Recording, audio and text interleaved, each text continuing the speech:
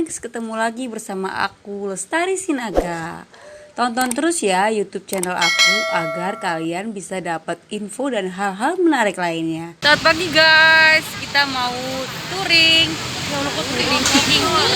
Walking tour. Mohon maaf guys, walking tour.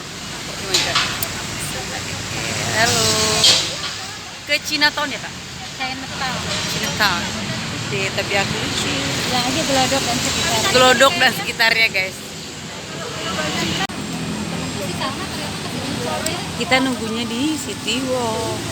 Guys, pesertanya nih. Naik juga ya guys, ada 10 orang.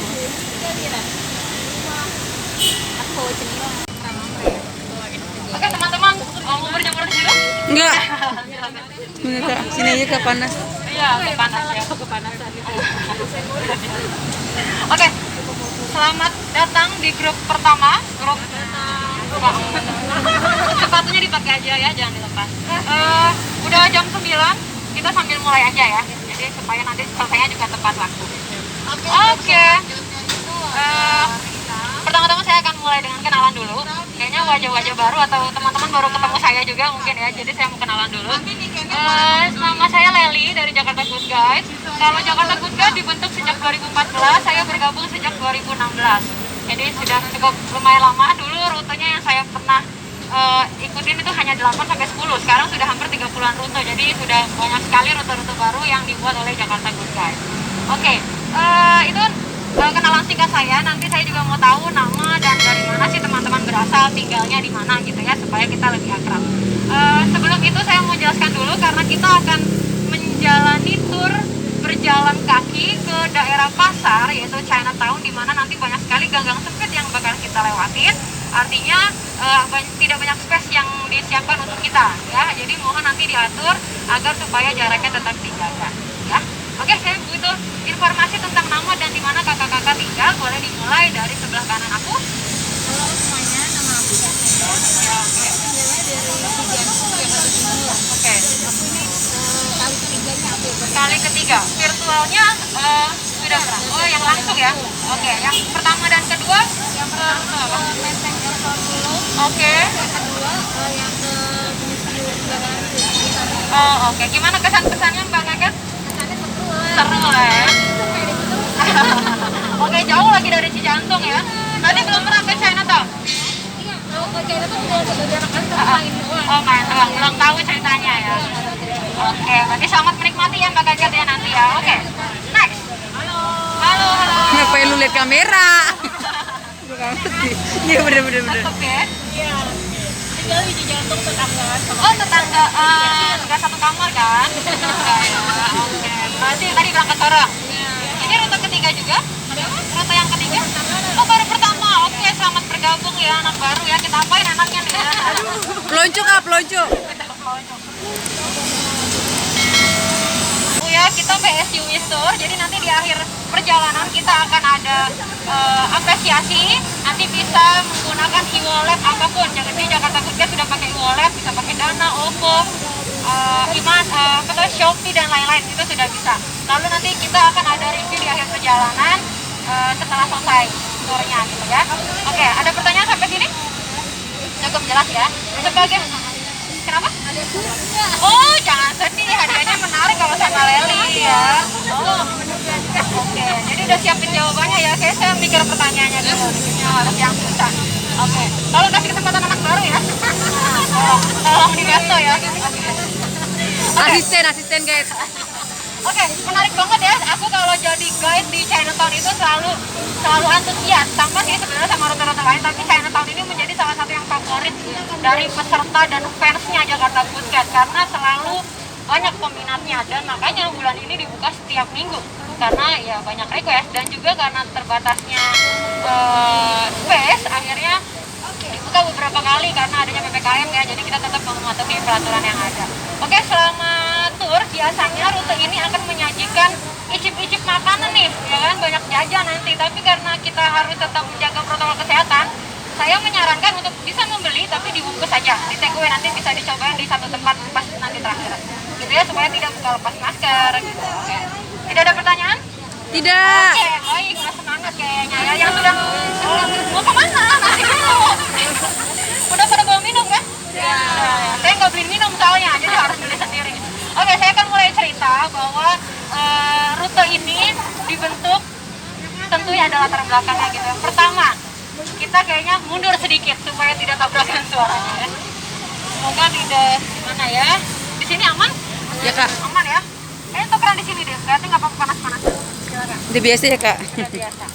Oke, rute ini menjadi menarik ketika kita berbalik lagi ke sejarah awal terbentuknya Chinatown. Siapa yang nggak tahu Chinatown? Hampir di beberapa negara punya Chinatown sendiri ya. Dan kita patut berbangga bahwa di Jakarta khususnya punya Chinatown yang cukup melegenda. Ya, nah itu adalah yang menjadi lokasi kita akan jalan-jalan nanti. Nah, tentu Chinatown-nya tidak terbentuk begitu saja. Ada cerita di balik itu. Teman-teman, waktu zaman sekolah, apa yang selalu terngiang ketika kita dengar kata Chinatown atau gelodok? Conteng. Kelenteng, apalagi? Elektronik. Elektronik, ya, betul ya. Iya. Ada lagi?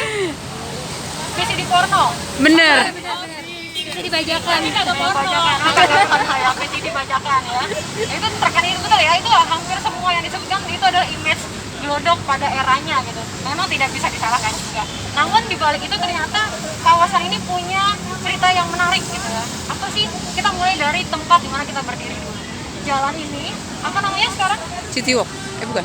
Betul, ini City Walk. Jalannya namanya Gajah Mada. Apa lagi Kak? Gajah Mada. Seberangnya? Gelodok. Seberangnya? Hayam? Ayam Lorong. Oh, Hayam. Kalau di era Belanda, ini di era VOC atau kolonial, kawasan ini atau jalan ini sebelum menjadi nama Gajah Mada namanya Molenvliet West. Molenvliet West. Molen itu artinya air, kincir, vliet itu aliran. Jadi aliran, kincir aliran karena di daerah sini dulunya terdapat kincir air untuk pabrik-pabrik gula. Jadi Molenvliet itu sendiri sebetulnya diperuntukkan untuk nama kanal yang ada di tengah jalan yang memisahkan Gajah Mada dan Hayam Bodok ini. Ya, nah, untuk Molenvliet sendiri ada rutenya terpisah, nanti bisa daftar kalau dibuka lagi namanya Molenvliet. Itu banyak sekali menceritakan tentang sejarah dari Molenvliet sendiri. Balik lagi ke daerah Gajah Mada ini namanya Molenvliet West, yang sebelah sana yang sekarang Hayam Bodok namanya Molenvliet Oost atau timur, ini bagian barat. Akhirnya dulu kawasan ini adalah selain pabrik gula terkenal sebagai kawasan elitnya orang Tionghoa. Itu jauh setelah terjadinya tragedi. Ada yang tahu lagi? Sebelum 98 ada tragedi yang sangat mendunia, melegenda tentang etnis Tionghoa di Batavia. Ada yang ingat? Pas Kak. Bukan? Pas. Masa pagi-pagi mau keluarin hadiah nih ntar ya? Iya ya. Ih. Satu nih udah pengen keluarin hadiah nih gitu. Cek Google guys. Namanya adalah Geger Pecinan, tragedi 1740. Belum pernah dengar? Belum. Sejarah kemana dulu sekolah? Tidur. Sama aja kita sebelahan itu duduknya. Oke, jadi kawasan ini dulu terkenal sebagai tempat pembuangan rakyat atau etnis Tionghoa ketika tragedi 1740 atau Geger Pecinan. Itu sangat melegenda. Teman-teman untuk secara lengkap bisa nanti baca, saya akan cerita sekilas aja. Di mana di tahun itu, tepat hari ini 9 Oktober 1740, 381 tahun yang lalu, terjadi tragedi yang sangat hebat, menghabiskan sekitar 10.000 etnis Tionghoa di tangan Belanda. Ada yang tahu kenapa? Nggak tahu pasti ya, namanya nggak tahu. Iya. Menguasai. Jadi yang mau jadi kan harus dengar. Jadi tragedi 1740 ini dimulai dari keresahan orang Belanda sendiri karena lama-lama orang Tionghoa makin berkembang biak nih, makin banyak nih, mengancam nih rasa-rasanya. Orang Tionghoa makin lama makin kaya nih di Batavia, rasanya gue terancam. Sebenarnya itu yang menyebabkan tragedi itu terjadi. Akhirnya pada saat itu Falkenir sebagai gubernur jenderal yang sedang memimpin di sini memutuskan untuk mencari siasat gimana caranya pelan-pelan menghabisi populasi dari rakyat Tionghoa. Akhirnya dipersulitlah yang tadinya bebas pajak, ditambah pajak, ditambah lagi mahal pajak gitu. Jadi pelan-pelan menghabiskan populasi Tionghoa sampai akhirnya sebenarnya ini memperkeruh suasana karena adanya hoax. Jadi jangan sedih, hoax itu nggak cuma sekarang, di zaman 1740 waktu itu udah sangat mengakibatkan kekacauan. Jadi adanya hoax bahwa orang Tionghoa yang diminta dipekerjakan di Sri Lanka dari Batavia katanya dibuang ke laut, nggak pernah nyampe ke Sri Lanka. Nah itulah ketakutan etnis Tionghoa yang akhirnya mengakibatkan kayaknya gue terancam di Batavia. Nah, gimana akhirnya ada provokator yang memimpin sebuah perlawanan pada saat itu yang akhirnya menewaskan satu sersan Belanda. Dari situlah pemicunya meledaknya tragedi 9 Oktober sampai 22 Oktober. Cukup panjang ya.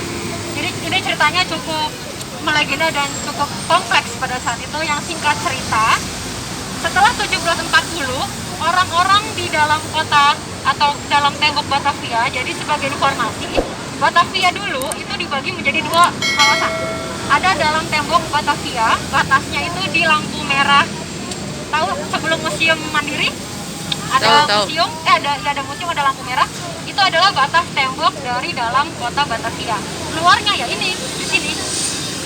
Jadi siapa yang tinggal di dalam kota? Mereka-mereka yang dipilih oleh Belanda yang merasa punya kekuatan atau power yang bisa diuntungkan oleh Belanda.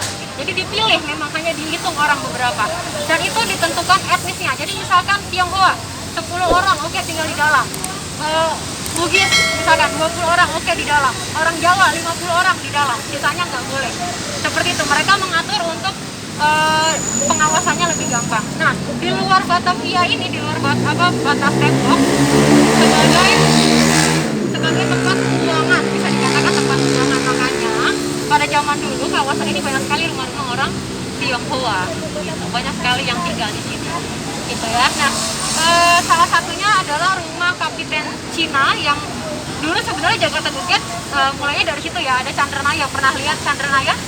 Ada hotel di situ. Di belakangnya ada rumah bergaya Tionghoa. Nanti kalau waktunya teman-teman pulang masih ada kosong, silakan mampir ke Chandranaya. Itu salah satu bukti bangunan Chinese yang masih ada di kawasan itu.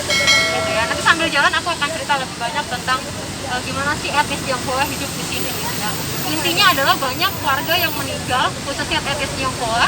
Kadang dulu ya orang lagi hamil, bahkan ibu lagi menyusui itu dibunuh. Semuanya mayatnya tinggal dibuang kemana? Ada dua wilayah yang menjadi tempat buangan jenazah etnis Tionghoa pada saat itu, di Gunung Sahari. Kenapa namanya Gunung Sahari? Gunung itu menggambarkan tumpukan jenazah. Sahari itu artinya sehari. Artinya itu mayat-mayat harus dibereskan dalam waktu 1 malam. Makanya ada nama terkenal Gunung Sahari. Lalu berikutnya ada di Angke. Ada yang tahu ya Muara Angke?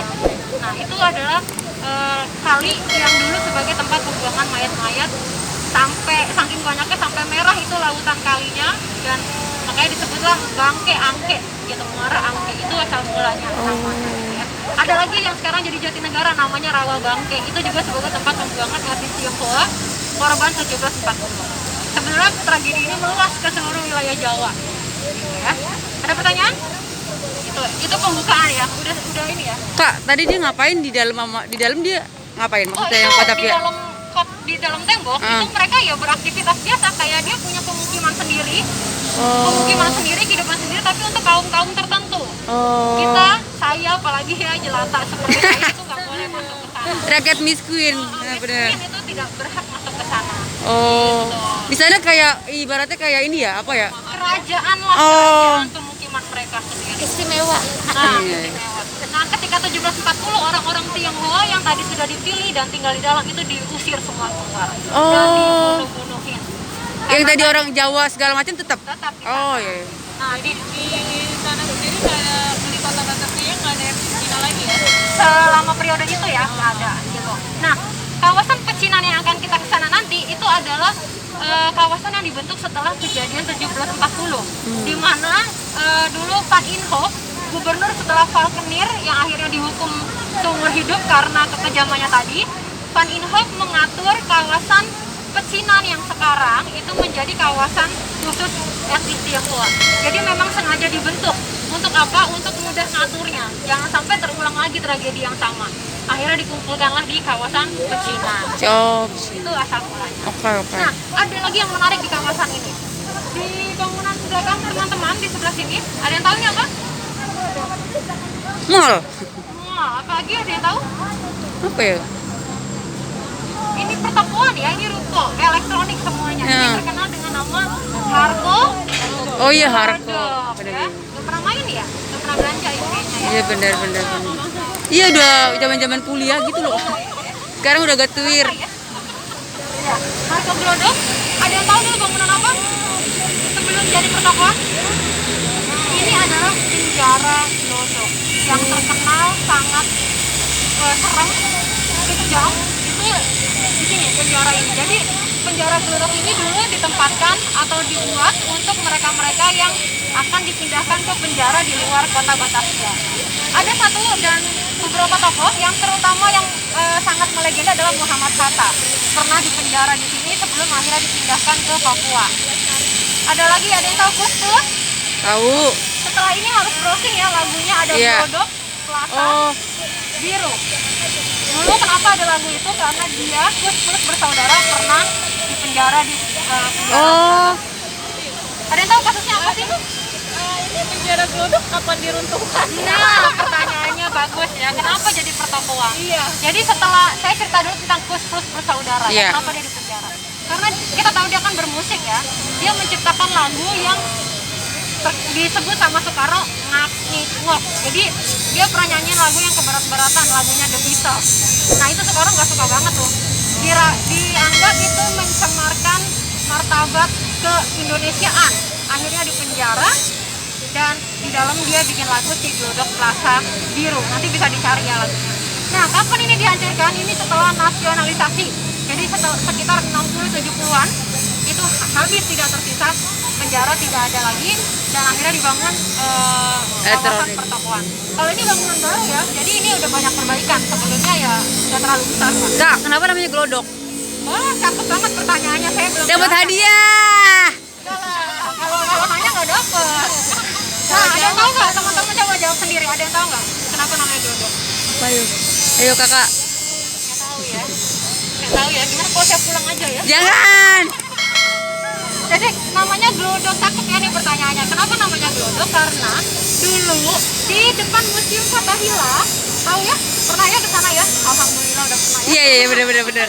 Lumayan. Itu ada pancuran air yang mengalirkan air ke daerah sini, yang akhirnya disalurkan ke sebuah pancuran di tengah jalan. Nanti kita akan lewat. Sekarang udah nggak ada. Di daerah namanya Pancoran. Ya, nah, itu namanya pancuran. Nah bunyi airnya itu grojok. Karena kebanyakan orang Tionghoa di sini dan orang pribumi yang lidahnya blee, grojok itu jadilah si Glodok. Grojok. Kebelibet ya. Pancuran itu namanya susah karena orang kita pancuran bilang, akhirnya jadinya Pancoran. Makanya nanti terkenal nama daerahnya adalah Glodok Pancoran. Oh, kalau yang di sana beda lagi ya? Yang apa, patung Pancoran? Beda, kita mau sana. Kita mau kesana aja Pak. Nah, Makanya. ada dua pancoran ya, Pancoran Jakarta Selatan sama Pancoran ini namanya Glodok Pancoran. Oh, Kita Glodok. pisahkan pancoran aja, Glodok Iya. Pancoran. Ini udah hampir setengahnya nih cerita nih, oke ya? Mantap ya? Mantap. Mantap, kita lanjut. Oke kak.